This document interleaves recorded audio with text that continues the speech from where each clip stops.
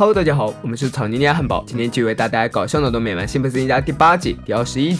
大清早扰人亲们，快瞧瞧是谁这么缺德！一家人跑到厨房一看，原来是辛小妹在扒拉垃圾桶。她向家人们解释，她打算回收废品挣钱。小新对妹妹做法嗤之以鼻，有那闲工夫，还不如多睡会儿。不过辛妈倒是一贯支持女儿，顺手就把桌上垃圾放进了回收袋里。虽然垃圾分类还是有点问题，不过无伤大雅。现在就只需要再回收一些废纸。这个辛爸可以帮助女儿，他拿来那些不曾翻过一页的书，非常开心扔进了回收袋里。学校里，校长很欣慰有这么多的垃圾，他向同学们表示，离去阿尔巴尼的旅行又近了一步。在同学们高兴之余，校长请来了一个大佬发表讲话，他就是商界大亨秃头。作为一个眼里只有利益的邪恶商人，自然是说不出什么正能量的话。开篇就是家庭、信仰、友谊是商业成功之路上必须杀死的3大魔鬼。小朋友们对这样的话显然无感，于是校长就想问问题来缓解一下尴尬，很可惜他失败了。于是辛小妹开始发问了：你的车间有循环利用系统吗？秃头脑袋里差不多装着一整本牛津字典，不过这依旧没能帮他理解循环利用。听了辛小妹解释后，他觉得自己更没有理解这个词的必要了，因为在他的眼里，没有自然，人类也能过得很好。这显然引起了辛小妹的反感，他直接表示自己不同意秃头的看法。长这么大还没见过这么嚣张的人。秃头企图用自己20亿的身家来给辛小妹施压，谁知道辛小妹直接拿出了他的传记，说他现在只有10亿了，而事实上他的身家比这个还要少，那还跟小女孩对什么线啊？秃头带着秘书匆忙的离开了。回到核电厂后，秃头马上召集财务部的所有员工，询问他们自己近期的财务情况以及股票投资，得到的回答无一例外都是很好很稳定，不过还是需要再检查一下以前的股票。上一次这样系统的检查还是在1929年9月，在那之后的不久就有一次股票大跌，秃头自然把没有通知他的责任怪到了秘书头上。天地良心，那个时候他都还没有出生呢。秃头可听不进解释，直接说秘书总有找不完的借口。不过现在也不是怪谁的问题，问题是必须把钱都捞回来。紧接着秃头就对他剩下的钱做了一系列投资，然后询问手下自己的安排是否妥当，得到的还是一致的肯定与赞扬。校长终于带领着孩子们将所有的问题都回收完毕了。很显然这并没有得到多少钱，这直接导致了2个后果：旅行取消，并且不用再收集废品。毕竟校长的意图本就不在垃圾回收。秃头一顿猛如虎操作，不仅没让他的公司起死回生，而且直接凉透了。然而就是这样，那些财务依旧对秃头之前决策十分肯定。秃头现在是整明白了，这些人就是一群好先生，他们就不会说不，那还能怎么办？想办法呗。可是他的工厂和房子早就已经归给银行了，现如今他再也没有资产能让自己翻身了。在秘书的帮助下，秃头很快就打包好了要带走必需品。失去一切的他只是别人口中的细薄小丑，他终究没有带走那一副看起来意气风发的画像，在漫天的余晖中离开了他的豪宅。辛妈从报上得知秃头最近的遭遇，有些惊讶和担忧，而辛爸作为核电厂的员工却跟没事人一样，唯一对此感到兴奋的就只有辛小妹了。他不尊重自然和环保，就该遭到报应。接下来核电站就交给兰妮管理了。住到密室家里之后，秃头很想能够承担一部分家务，不过很明显他并不适合干这些。秘书告诉他只需要静静的坐着就好，但是秃头是注定闲不住的，他又把目光锁定在了需要购买的食材上，然后就出门去超市了。然而他也根本不会采购食材，甚至都分不清番茄酱和番茄沙司的区别。这样的傻瓜行为引起了2个店员的关注，他们觉得破产让这个有钱人脑子瓦特了。接着他们就把秃头送到了警察那里，再然后他被送进了老年之家。为了自己的宝贝女儿，辛巴也是拼了。不过辛小妹似乎不心疼老爸，即使他已经2眼充血，辛小妹还是希望他能够再喝一瓶，帮自己装满这个回收袋。辛爸实在是扛不住了，他给女儿建议，老年之家肯定还有垃圾，因为他们就住在垃圾堆里，还有这等好地方。辛小妹拖着口袋就走了。老年之家里，老辛普森正向新成员秃头介绍这类娱乐活动，只有一项，就是坐在窗边看风景，听着那些与自己格格不入的音乐。秃头怅然地望向窗外，难道他这一辈子真的就这样了吗？他很后悔没有早些辞退那些好先生。就在这时，他听到了一个小女孩的声音，是他那个令他讨厌的小鬼。此时的辛小妹正向爷爷讨要废弃的报纸，可惜的是这里的老人不被允许看报纸。秃头一看，果然就是那个捣蛋的小鬼，他开门见山表示需要辛小妹重建帝国。辛小妹想都没想就拒绝了。正好此时秘书也赶来了，秃头直接把自己的决定告诉了他，然后秃头就开始了他这一生为数不多的求人生涯。辛小妹放风筝，他跟着；辛小妹逛街，他是人形立牌；辛小妹做旋转木马，他也一起玩。就算每次都遭到拒绝，秃头也不抛弃不放弃，直接到他家里来求他。一见到辛小妹就给人跪下了，态度之诚恳，再配上他那忏悔的话语和可怜的表情，这一波攻势下来，哪个善良的小女孩顶得住？新小妹答应了他的请求，不过有一个条件，那就是只能做善事儿。好了，合约达成，新小妹带着秃头来海边捡拾垃圾，一点一点的教他哪些东西可以回收，然后换钱，然后告诉他6孔托盘必须掰碎，否则鱼儿就会卡在上面。说着，新小妹就把手里的鱼放生了。不得不说，秃头做事真的很有一套，就连拾荒都能自制工具，方便操作。很快他就赚到了第一个1块钱。作为他的顾问，新小妹也分到了10%。一天，全家人正在观看他们落难大家开心栏目。这次入围的选手就是拾荒者秃头。镜头下他浑身脏兮兮的，正翻垃圾桶，此情此景，就连新妈都忍不住嘲笑一番。哇哦，他的身上从铜臭味变成了穷酸味了，可能是形容的过于恰当，小新和辛巴都大笑了起来。只有新小妹一脸严肃。秃头现在已经不是以前那个样子了，辛妈根本没忍住他的激愤。是啊，他破产了。这一句话又让3个人哈哈大笑，这真的让新小妹有些难过。如今秃头又有了自己的产业和员工，那就是垃圾回收和老年之家的老人。不过他们的工作效率确实不怎么样，但这也很好解决，只要答应带他们去玩就好了。很快，秃头的废品回收厂也支棱起来了。新小妹自然是十分的高兴，但新妈却觉得事情没有这么简单。毫无疑问，新小妹是这家以她命名的工厂的第一位游客。这间工厂确实一切都采用最环保的生产方式。就在新小妹非常欣慰之时，秃头却劝她不要这么早的下结论。他首先为新小妹展示他曾经说过的6孔托盘，然后带她来看临近的海面。只见上面漂浮着由托盘连接巨大的网，紧接着秃头拉下闸门，这张网开始朝着工厂收缩，上面遍布着大大小小的鱼，这简直是给海水来了一个大清洗。粉身碎骨是他们最后的归宿。秃头管这个叫做新小妹海产肉泥，这能为高端农场提供高质量饲料，也能为低收入家庭提供温饱，并且还是炸弹和发动机冷却剂。亲眼看着自己想要保护的海洋动物是怎么一步步间接断送在自己的手里，新小妹只觉得自己帮助了一个恶魔。秃头根本就没有变好，或者说当他打算变好的时候，他就会更加邪恶。秃头根本不明白眼前小姑娘在做什么，他只是在以可观的利润为别人提供需要的东西而已，每一样东西都不会浪费，这不是他教会自己的道理吗？这实在是太可怕了。新小妹看着远处映着她的头像冒着滚滚黑烟的烟囱，惊声尖叫着跑出了工厂。她阻止街上证明，继续为秃头贡献垃圾。然而这些人像是被控制住了，机械的说着是你让我们回收垃圾，你说这是好事。这里的所有人都那么病态，每一户人家都整整齐齐的把垃圾分好类，等待能够将他们回收的人。这一切本该让新小妹高兴，但她现在只剩下绝望。好在她家人们没有受到影响。就在新小妹忏悔了自己所做的一切时，门铃声响，来的正是秃头和秘书。他又恢复了冷血资本家的外表。秘书告诉辛巴可以回去工作了，因为核电厂已经重新回到了秃头的手里。不过这不是重点，秃头把回收工厂卖了，一共赚了12亿美金。他是来将10%的收益交给新小妹的。对于这种来历的钱，新小妹在短暂的犹豫后，询问了妈妈的意见，然后闭着眼睛撕毁了那张支票。辛巴无精打采称赞女儿做的对，不过辛巴就没那么淡定了，直接晕倒了。在医院中躺了一会儿之后，辛巴终于稍微找回了神智。他对女儿说自己理解她，但是他们本来可以有12000的。新小妹有些为难的告诉他，12亿的10%不是12000，而是……这下好了，辛巴彻底没救了。在本集中，新小妹和秃头代表2种极端，两人分别站在自然与人类的角度进行了思想的碰撞。然而，个人的立场真能代表整体吗？明辨是非与独立思考是人类特有的能力。不过，当秃头养了一群只会附和他的马屁精，偌大产业就这样葬送在了自己手里。兴亡只在一夜间。破产后的秃头一心想要东山再起，然后他就遇见了宛若邪教头子新小妹，呼吁保护自然，并且身体力行。倘若一个行动的发起者能够做到这种程度，就算旁人无法共情，多少也会给予尊重。但如果只是为了环保而环保，是否就偏离了一开始的初心？将未翻阅的新书当成废纸回收，强迫辛巴饮酒只为空瓶，这到底是在搞环保还是浪费资源？如果能对自然万物都情趣无差别的爱，又为何对秃头的破产幸灾乐祸？只是因为对方与自己理念不合。有人愿意割肉喂鹰，舍身饲虎，也有人站在道德制高点上绑架他人。人类有种奇怪的心态，想让别人相信只有自己向往的才是真理。新小妹的爱并不算伪善，当秃头朝她预期的方向在改变时，她投入了毫无保留的信任与支持。但秃头却是另一个极端，只要对人类有益，自然变成什么样他根本不在乎。他的海产肉泥既能带来收益，又能为人类的生存与发展做贡献，这本是两全其美的事情。但竭泽而渔只会加快生态环境的衰亡，可持续发展是必然趋势。就像渔业也有着明确尺寸规定与固定的禁渔期，最后被新小妹洗脑的人们成了破坏自然的帮凶。中，当秃头呈现将加工厂收益送上门时，撕毁支票是辛小妹自我证明的高光时刻。可有什么用呢？地球已经搭上通往灭亡的快车，理性和感性其实是不冲突的，跟理性冲突的是愚昧，跟感性冲突的是麻木。理性和感性应该给人双重的滋养，此端越深，彼端越深。试着用包容的眼光与清醒的思维看待事物，相信那些让我们夜不能寐的人或事，终有一天会彼此达成和解。